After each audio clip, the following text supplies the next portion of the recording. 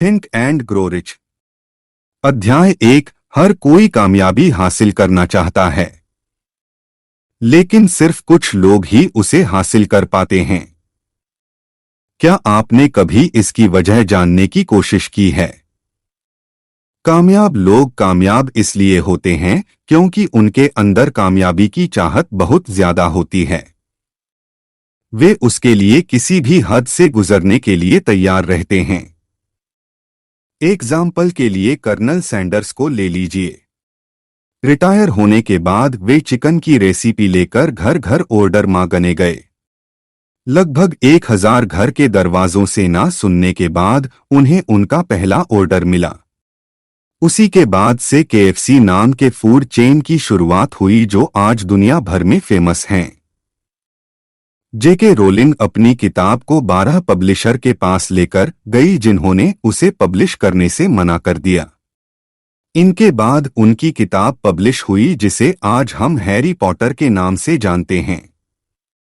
उस किताब पर हॉलीवुड मूवी भी बन चुकी है। कामयाब लोगों के अंदर जीतने की ख्वाहिश हारने के खौफ से ज्यादा होती है। वे 100 लोगों के ना कहने पर भी अपने सपनों के पीछे भागते हैं, इसलिए कामयाब होते हैं। इसलिए आप सबसे पहले अपने अंदर इस ख्वाहिश को जगाइए। अध्याय 2। अपनी मंजिल हासिल करने के लिए अपने रास्तों के नक्शे बनाइए। कामयाबी आपको तभी मिलेगी जब आपको पता होगा कि आप क्या हासिल करना चाहते हैं। इसके सबसे पहले ये सोचिए कि आपको कहाँ जाना है। सबसे पहले आप यह सोचिए कि आपको कहाँ तक जाना है। अगर आप एक फेमस लेखक बनना चाहते हैं तो यह सोचिए कि आपको कितनी बेस्ट सेलिंग किताबें लिखनी हैं। इसके बाद आप यह लिखिए कि आपको कब से कब तक उस मंजिल को हासिल करना है। अगर आपने बस यह सोच लिया कि आपको करना है लेकिन यह नहीं सोचा कि कब तक करना है तो इसका मतलब है कि आप उसे बाद में करने के लिए टाल रहे हैं, जो आपको आपकी मंजिल तक नहीं पहुंचने देगा। अंत में आपको यह तय करना होगा कि किस तरह से आप अपनी मंजिल तक पहुंचेंगे। आप हर एक कदम को तफसील से लिखिए और सोचिए कि कब आपको क्या करना है। ये काम आप जितने फैलाकर करें उतना बेहतर होगा। जब आपको अपना पूरा प्लान मिल जाए जो आप फौरन उस पर काम करना शुरू कर दीजिए। जब आपके पास आपका पूरा प्लान आ जाए तो आप उसे कहीं अच्छे से लिख लीजिए और दिन में 2 बार पढ़िए, सुबह उठने के बाद और रात में सोने से पहले। ऐसा करके आप अपने काम पर एक नज़र रख सकते हैं और उसे करने के लिए खुद को मोटिवेट कर सकते हैं। अध्याय 3। खुद पर भरोसा करना कामयाब लोगों की सबसे बड़ी खासियत होती है। अगर आप इतिहास उठाकर किसी भी कामयाब इंसान की कहानी पढ़ें तो आप देखेंगे कि हर एक कामयाब व्यक्ति खुद पर भरोसा करता था। बिना इसके किसी ने भी महानता हासिल नहीं की। वे जानते थे कि वे जो कर रहे हैं उसे एक दिन जरूर कर लेंगे और तब तक नहीं रुकते थे जब तक उसे हासिल नहीं कर लेते थे। एग्जाम्पल के लिए थॉमस अल्वा एडिसन को ले लीजिए।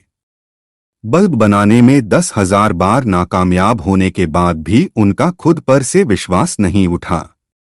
वे फिर भी कोशिश करते रहे और इतिहास के पन्नों में अपना नाम लिख दिया। खुद पर भरोसा करने में बहुत ताकत है।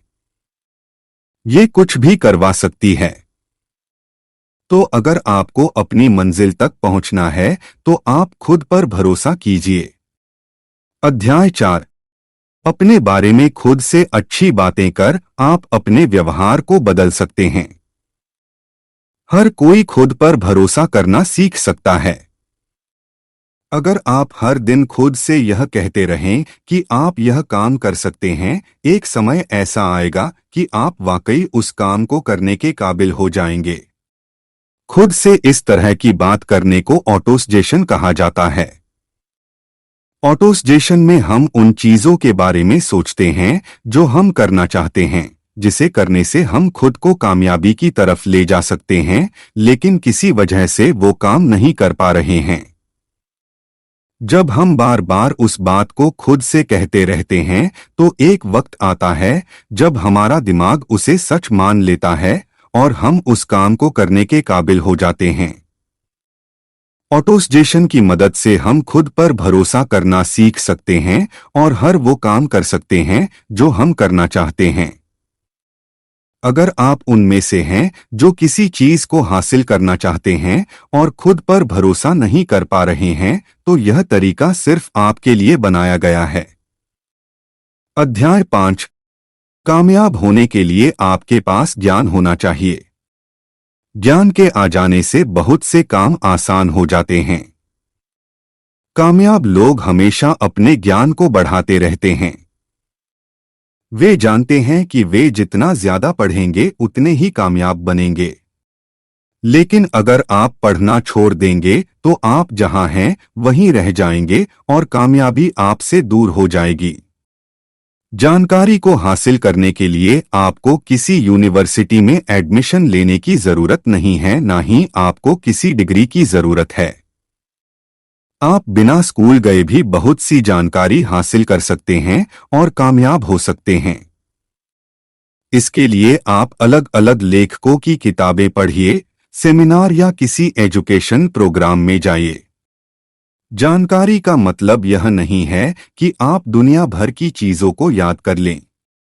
इसका मतलब उस ज्ञान और अनुभव से है जिसका समय आने पर आप सही इस्तेमाल कर सकें और खुद को आगे लेकर जा सकें।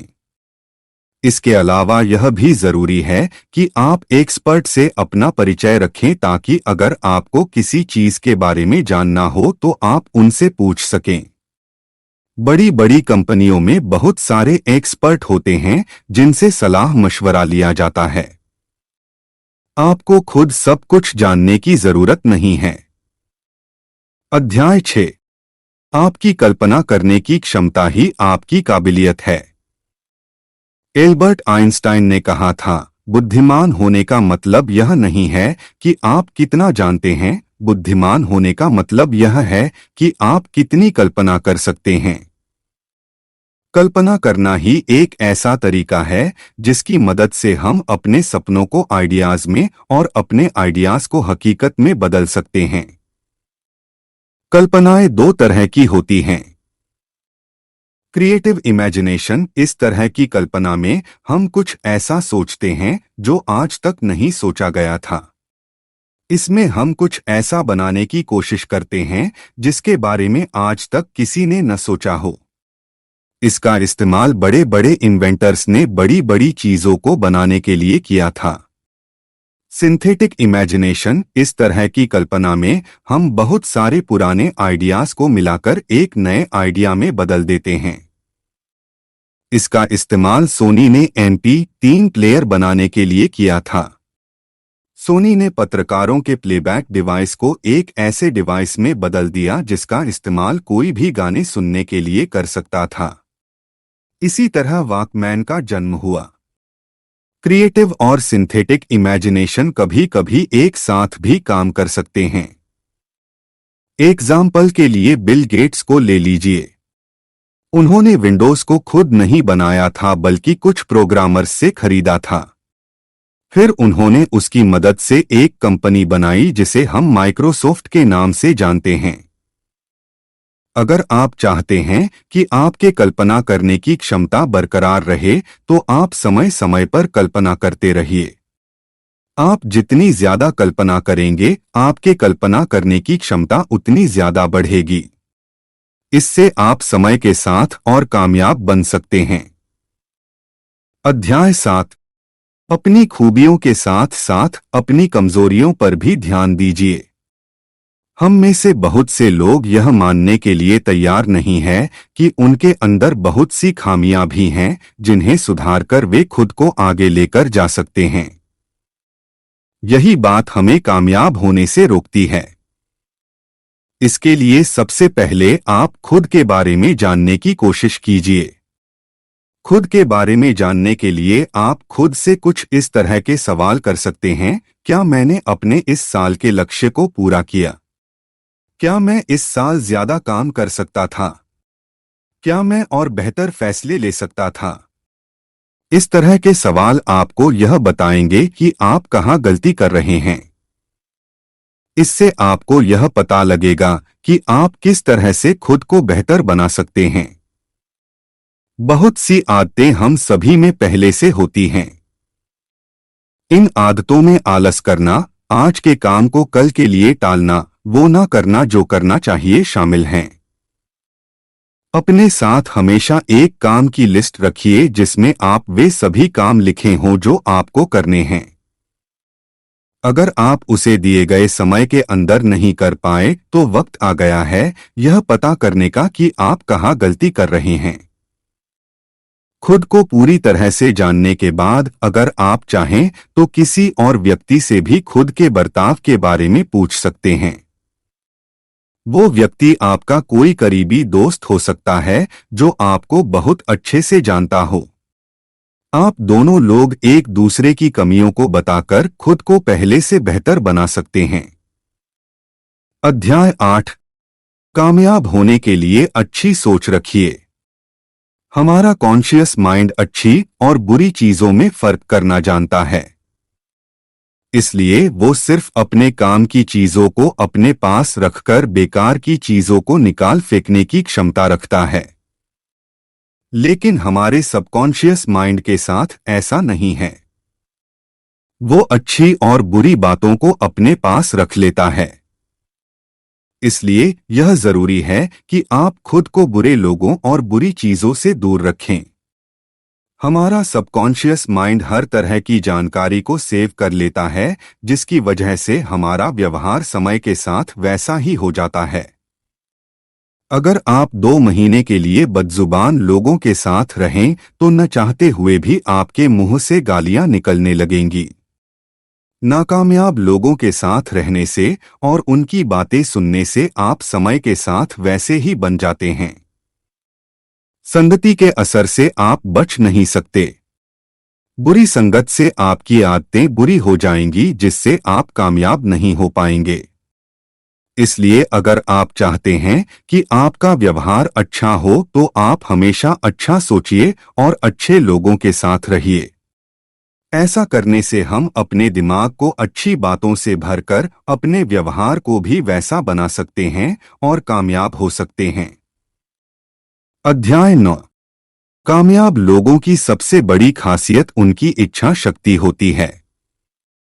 बहुत सारे लोग अपने लिए गए फैसले पर ज्यादा दिन नहीं टिक पाते। ये वही बहुत से लोग हैं जो नाकामयाब हैं। वे मुश्किल वक्त में अपने लिए गए फैसलों को छोड़ देते हैं और उस काम पर ध्यान देते हैं जो लंबे समय तक उनके लिए फायदेमंद नहीं है। अगर आप अपनी कही गई बात पर नहीं टिकते तो आप कभी कामयाब नहीं हो सकते। एग्जाम्पल के आप हेनरी फोर्ड को ले लीजिए जो अपने फैसलों पर टिके रहने के लिए जाने जाते थे। वे अपने इंजीनियर को V8 इंजन बनाने के लिए कह रहे थे और उनके इंजीनियर के हिसाब से इस इंजन को बनाना असंभव था। लेकिन फोर्ड ने कहा कि उन्हें वो इंजन किसी भी हाल में चाहिए। अंत में वह इंजन बन ही गया जिसकी जिद हेनरी ने की थी। कामयाब होने के लिए जिद्दी होना बहुत जरूरी है।